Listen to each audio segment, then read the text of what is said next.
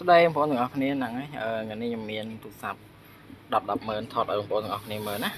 សម្រាប់ Oppo A3s នេះខ្ញុំលក់តែ10,000ទេហើយយកទៅមាន screen មាន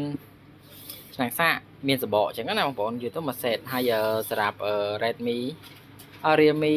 C3 នេះខ្ញុំលក់តម្លៃវា12,000ណា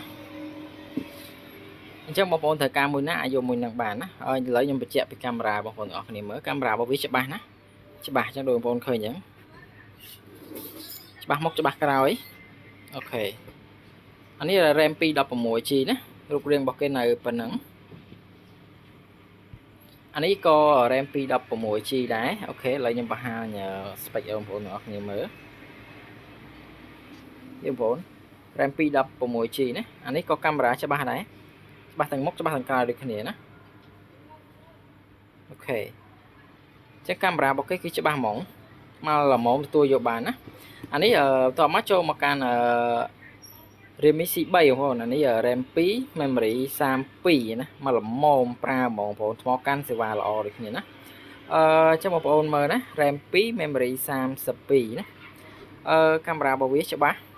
ចឹងខ្ញុំតេស្តឲ្យបងប្អូនទាំងអស់គ្នាមើលកាមេរ៉ារបស់គេណាកាមេរ៉ាក្រោយនេះកាមេរ៉ាមុខរបស់គេរៀងព្រិលបន្តិចបងប្អូនណាតែទទួលយកមកល្មមទទួលយកបានតែបងប្អូនចង់បានកាមេរ៉ាមុខស្អាតកុំយកណាស៊េរីនេះព្រោះវាស្ទើរដើមនេះបងចឹងបងប្អូនអាចមើលដើមផ្សេងតែតម្លៃដូចខ្ញុំបញ្ជាក់ប្រាប់បងប្អូនចឹងអានេះខ្ញុំលក់តម្លៃ12,000ណាមានឆ្នាំងសាកមានសបកមាន screen យកទៅមកល្មមអានេះថ្មកាន់សេវាល្អជារួមប្រភេទនេះថ្មកាន់ដូចគ្នាសេវាក៏ល្អដូចគ្នាដែរខ្ញុំតេស្តរួចរាល់ជាមួយអ៊ីនធឺណិត SIM Wi-Fi អីណាចឹងបងប្អូនត្រូវការអាចតំណតំណងមកសម្រាប់10,000 12,000អីមានតែ4-5ដើមទេអញ្ចឹងពេលដែលមានខ្ញុំនឹងឆ្លៀតថតឲ្យបងប្អូនទាំងអស់គ្នាមើលណាអញ្ចឹងវីដេអូនេះមានតែប៉ុណ្្នឹងទេ